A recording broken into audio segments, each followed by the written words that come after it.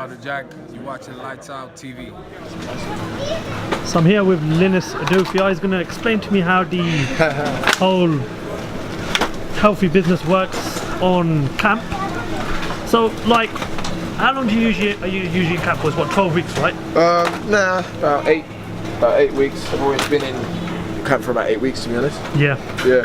And so, you don't have a thing called a cheat day, I take it, no? I do. Yeah. You have a cheat day? Got a few, yeah, but it's not like every week. It's like every 3 or 4 weeks. Every 3 or 4 weeks. Yeah, then I get a cheat day. So, explain to me like how your meals work and everything whilst you're in camp preparing for a fight. How many times a day do you eat? What do you eat? And like when it comes to like the weigh-in, yeah. When can you not eat before the weigh-in and when can you eat after the weigh-in? It all depends. The first question, what I eat and how many times I eat. I have, normally chicken, sometimes beef, sometimes turkey, sometimes fish. But mostly my diet structure works like I have ready break and some oats in the morning with, a protein powder in it. And then later on that day, I'd have three meal preps of chicken, veg and rice, or sweet potato, veg and rice, or potato, veg and rice, depending on what my weight is like. And then after training, normally before bed, I get my fats in, so I have oily fish and rice and veg, something like that, or potato and veg. Yeah. That's how it normally works. And then after that, and what was it? How many meals a day? Normally about 5, including that ready break in the morning, including that breakfast. So like, what are the times schedules for your meals and your breakfast is early in the morning? Yeah, I say about 6 in the morning, half 6 in the morning.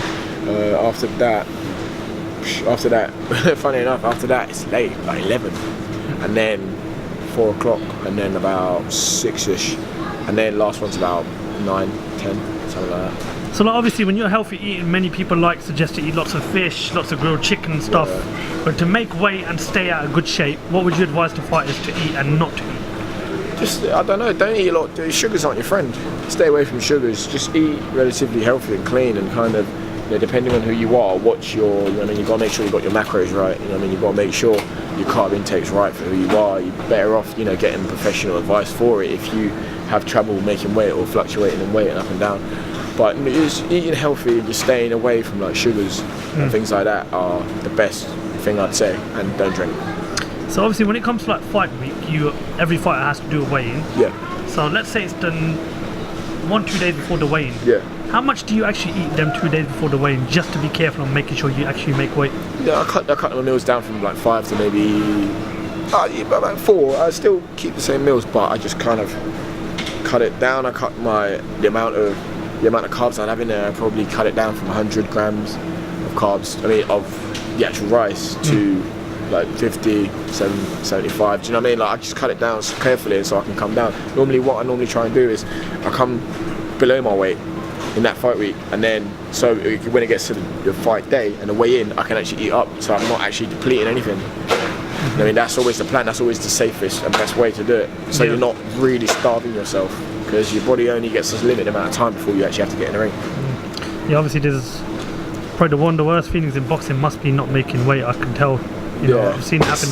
Not making weight. It's not happened to you. It's stressful. It's really stressful, and you can get a financial penalty for it. So. Yeah. And of course, when a title's on the line, if you don't make weight, the belt goes off the status, doesn't it? Yeah, very possible, unless you are willing to, take a financial hit. Then your belt might go. You might lose the chance to actually get your belt. Yeah. So stay away from sugars. Stay away from sugars, and just kind of stick to your diet. Stick to a healthy diet. Cheat days are good. Yeah. In my opinion, cheat days are good. You need it. Your body needs it. Sometimes your body needs that influctuation of sugar, that rush. It needs it. It's good for you. It's all good for you, but not every single day. You're not meant to. Your daily intake is only a few grams. You're not meant to be putting more than you're not meant to be putting like 50 plus grams of sugar in your body every day. You're not meant to. So the next question is once the fight's done, where's the first place that Linus goes to after his fight? Normally normally like Nando's, because it's convenient, it's around the corner, but it's not that day. The day is not what you have to worry about. It's the next day.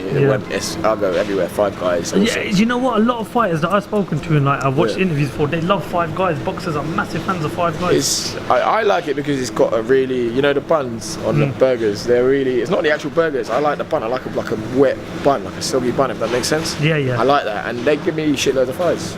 So. banging. So And the milkshakes are banging. And it's all just bad food. It's gonna kill me. So I take it on December 2nd you'll be going to Five Guys then, yeah? Everywhere. We're going everywhere. Everywhere. Peri Peri Palace. They're the ones in Luton. Saxon Road Peri Peri is pretty good as well. Yeah. Yeah, alright, cool.